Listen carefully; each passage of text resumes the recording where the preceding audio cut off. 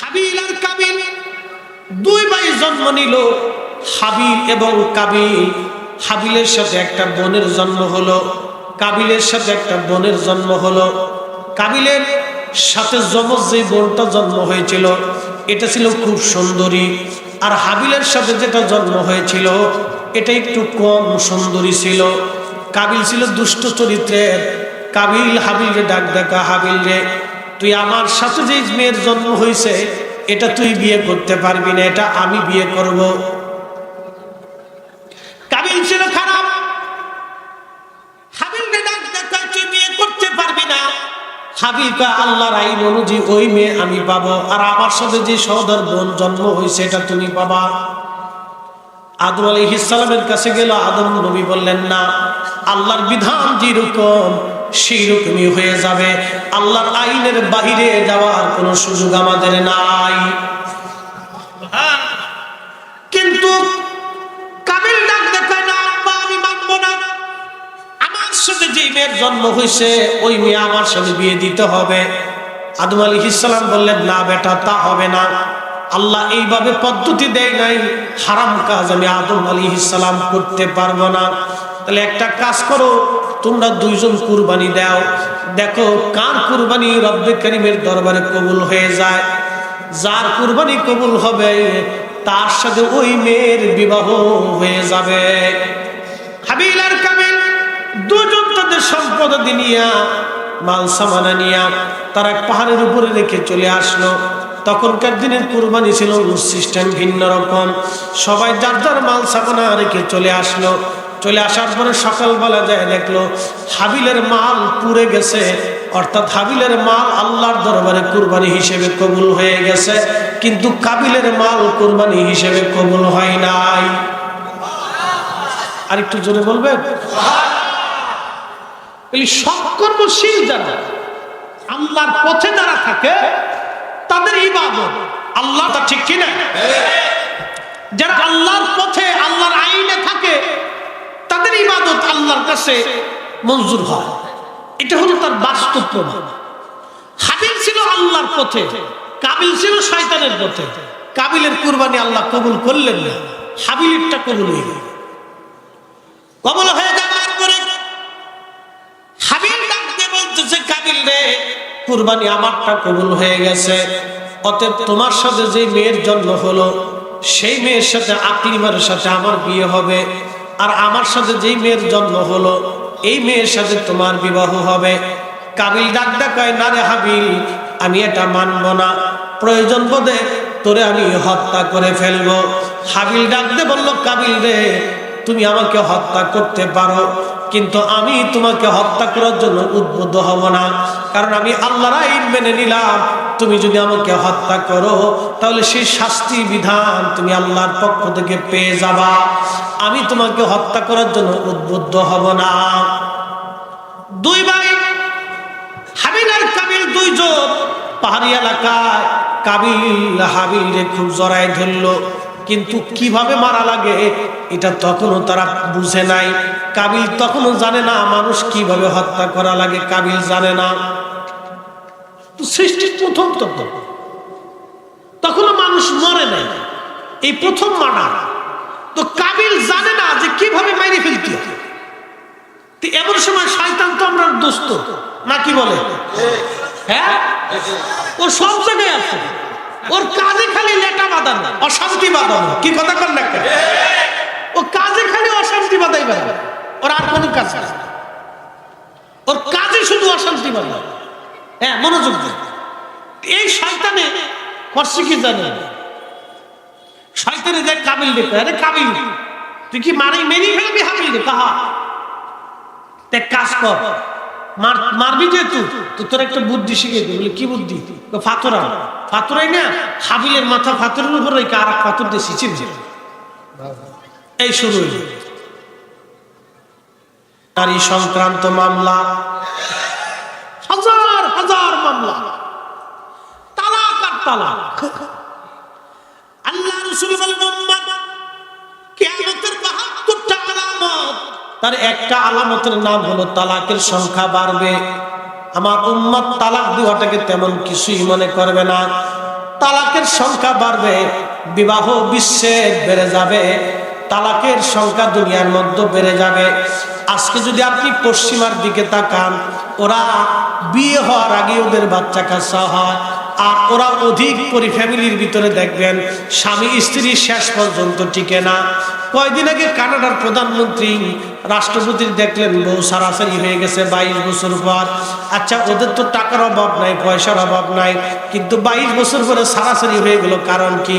কারণ ওরা এক স্বামী ওদের ভালো লাগে না, ওরা বহু পুরুষে আসক্ত হয়ে গেছে, ওরা অধিক পরিমাণে জেনা করে, বিয়ে হওয়ার আগে ওদের বাচ্চা কাচ্চা হয়ে যায়।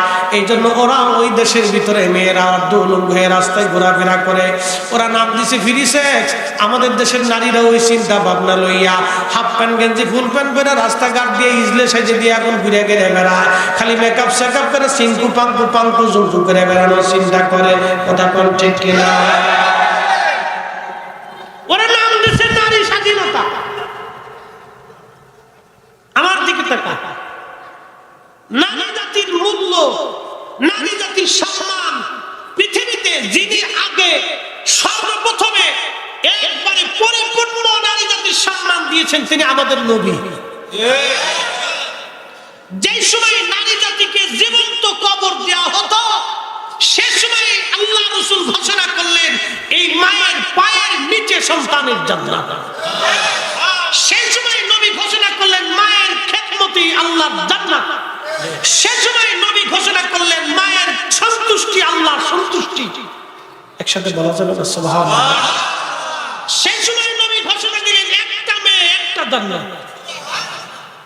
নারী জাতির পরিপূর্ণ মর্যাদা ইসলাম দিয়েছে, আমাদের নবী দিয়েছে। আজকে নারী জাতি অর্ধউলঙ্গ হইয়া নিজের সম্মান, নিজের ইজ্জত নিজে নষ্ট করতেছে।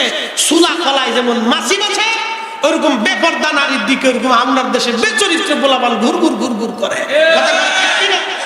বেপরদা নারী, ও নিজে বুঝে না, তোর সম্মান নষ্ট হয়ে যেতেছে। কষ্ট হচ্ছে আপনাদের? এগুলি বুঝার দরকার আছে না? সামাজিক অবস্থাটা আমাদের খুব বিপজ্জনক, ভয়াবহ। সবাই চাচ্ছে যে পশ্চিমাদের মতো আমাদের নারী জাতি হয়ে যায়, তো হচ্ছে তো আস্তে আস্তে কম না। এই মাঝে মধ্যে দেখা যায়, আহা, ওই আমার হাসনাবাদের পুস্তকলা ব্রিজ পার দিয়ে সব ওই মাওয়া যায়, পদ্মা সেতুর পুরা, ওখানে কিছু হোটেল মোটেল রেস্টুরেন্ট আছে।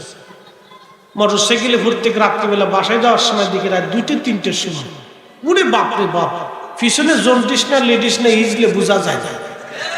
ওটা পড়ছে ফুল প্যান্ট, পড়ছে গেঞ্জি, ওটা বেড়া বেডি মাঝে মাঝে বোঝা যায় না। ঘুম ঘুম ঘুম ঘুম করে মোটরসাইকেল চলতেছে, কার মেয়ে কার ফুল আল্লাহ যায়, বুঝতে পারছো?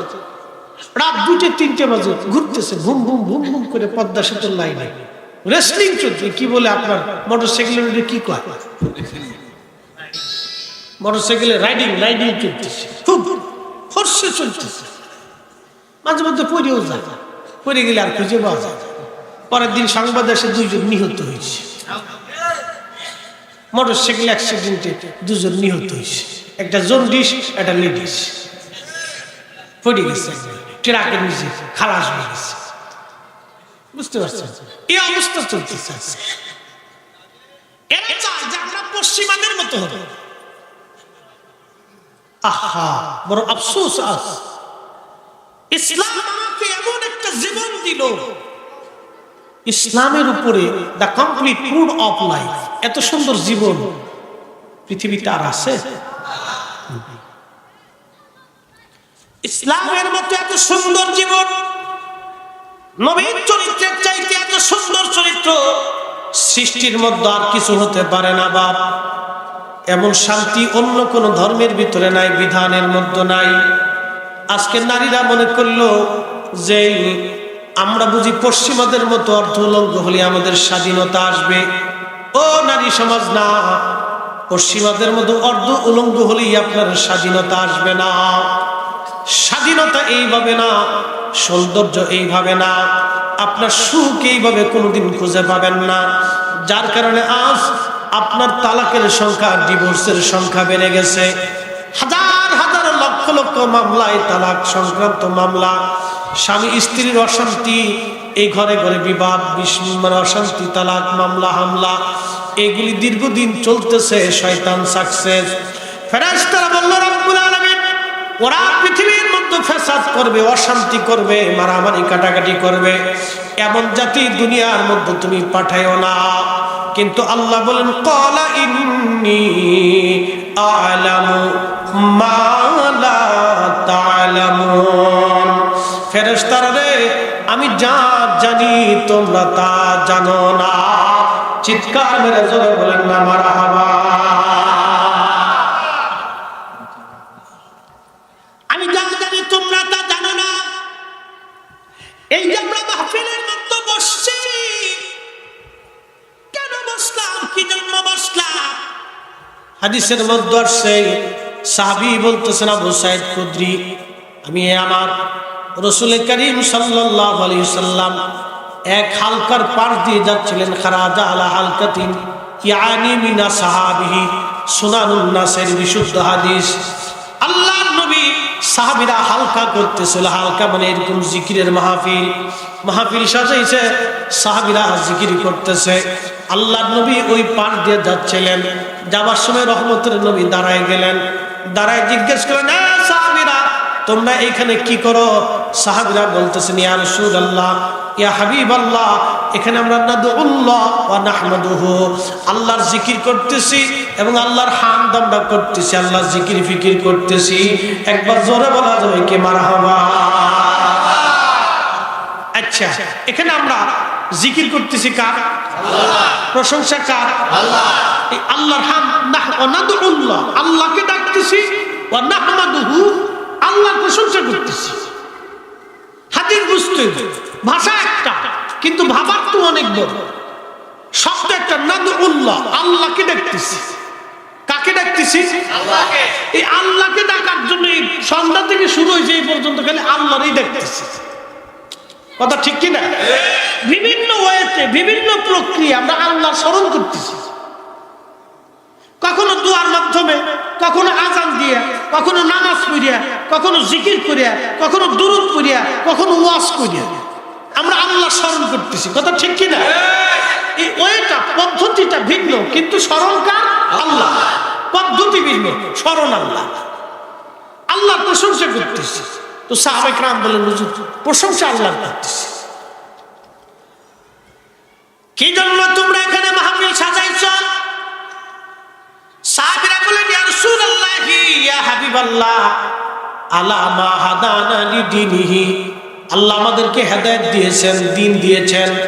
আমরা আগে ইলিটারে ছিলাম, মূর্খ ছিলাম, ধর্মকর্ম বুঝতাম না, জীবন্ত কন্যা কবর দিতাম, প্রকাশ্যে আমরা জিনা করতাম, কাবা শরীফের চারপাশে নারীদেরকে উলঙ্গ করে আমরা তাওয়াফ করাইতাম, আর আমরা যেখানে সেখানে ওয়াকাম কুকাম করতাম, খুন খারাপি করতাম, মারামারি করতাম, যুদ্ধ বিগ্রহ করতাম, অশান্তি কাজে ডাঙ্গা করে বেড়াইতাম। আর আমরা বেহায়া বেপর্দা, একবারে অশ্লীল যত খারাপ কাজ ছিল দুনিয়ার মধ্যে আমরা করতাম। কিন্তু আপনি নবীর মাধ্যমে আল্লাহ দ্বীন পাঠাইলেন, ধর্ম পাঠাইলেন। এই ধর্ম পাওয়ার কারণে আমরা মাহফিল সাজাইলাম, ওয়া মান্না আলাইনা বিকা, এবং আপনি নবীর মতো মহা নিয়ামত আল্লাহ আমাদের মাঝে দিছেন। আপনি নবী আল্লাহর পক্ষ থেকে আমাদের জন্য একটা নিয়ামত, নিয়ামত, নিয়ামত। একবার জোরে বলা যাবে কি মারহাবা? কোরআন বলতেছে, লাকাদ মান্নাল্লাহু আলাল মুমিনিনা ইদ বাআসা ফীহিম রাসূল। কোরআন বলে, হুজুর আমি তাদের মধ্যে আপনি নবী নামক নিয়ামত পাঠাইছি। লাকাদ মান্নাল্লাহু আলাল মুমিনিন, আপনি আল্লাহর পক্ষ থেকে মুমিনদের জন্য নিয়ামত, নিয়ামত, নিয়ামত। রহমতের নবী আল্লাহর পক্ষ থেকে আমাদের জন্য নিয়ামত। নবী কি নিয়ামত? আমি বলছি না, আল্লাহ বলছে। আল্লাহ, আল্লাহ বলছে নবী আল্লাহর পক্ষ থেকে তোমাদের জন্য, মুমিনদের জন্য নিয়ামত। সাহাবীরা বলতেছে, আমান্না আলাইনা বিকা, আপনি নবীকে আল্লাহ আমাদের মাঝে নিয়ামত হিসেবে পাঠাইছে বিদায় আমরা এখানে মাহফিল সাজাইছি। সুবহানাল্লাহ, মারহাবা কর, মারহাবা। নবী পাইয়া মাহফিল দিছি, কি পাইয়া? নবী ভাইয়া। কি পাইয়া? নবী ভাইয়া। যারা বলেন কি পাইয়া? নবী ভাইয়া।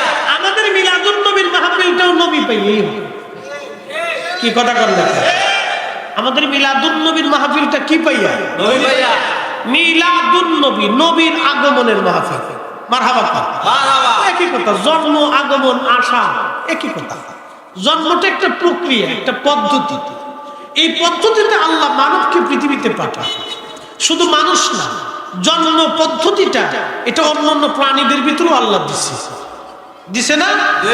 আমাদের গরু, ছাগল, হাঁস, ভেড়া, মুরগি জন্ম পদ্ধতির মাধ্যমে আল্লাহ পৃথিবীতে সৃষ্টিকে পরিবর্তন করছেন, বাড়াইছেন। ঠিক আমাদেরকেও আল্লাহ জন্মগত পদ্ধতির মাধ্যমে দুনিয়াতে পাঠিয়েছে। কোরআন আল্লাহ রাসূল বলতেছেন যে হে আমার উম্মত, তোমরা কসম করো যে এই কারণে বইছো না অন্য কোনো উদ্দেশ্য তোমাদের আছে। সাহাবীরা বলল, আল্লাহ কসম করে বলি ইয়া রাসূলুল্লাহ, এছাড়া আমাদের আর কোনো উদ্দেশ্য নাই।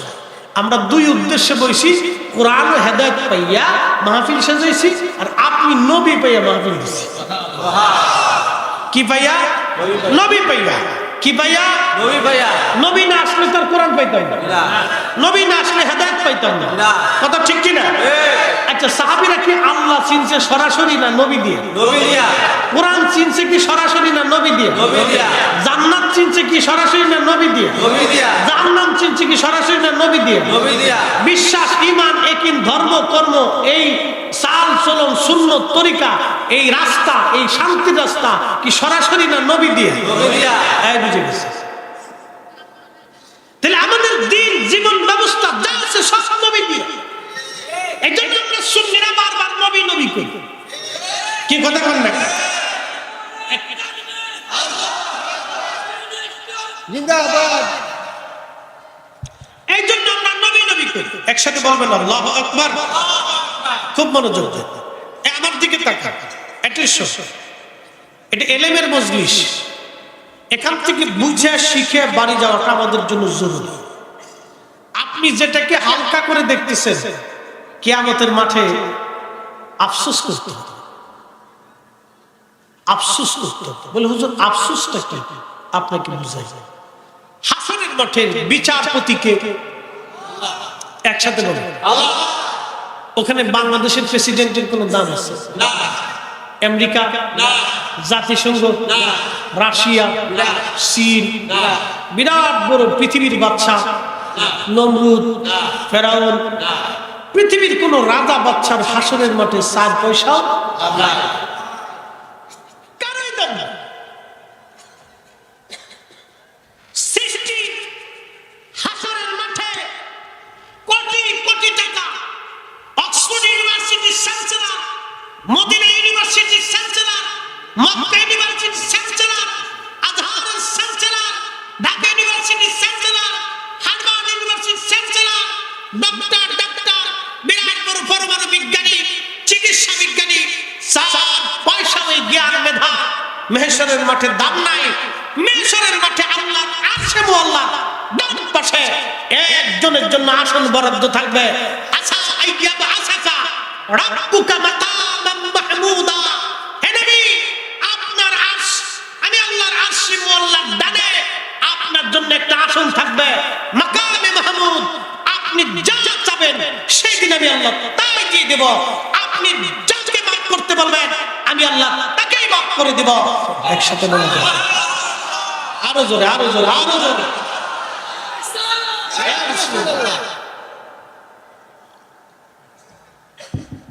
এবার বুঝেন তো দুনিয়াতে কার পায়ে নবী করবেন বুঝে যায়।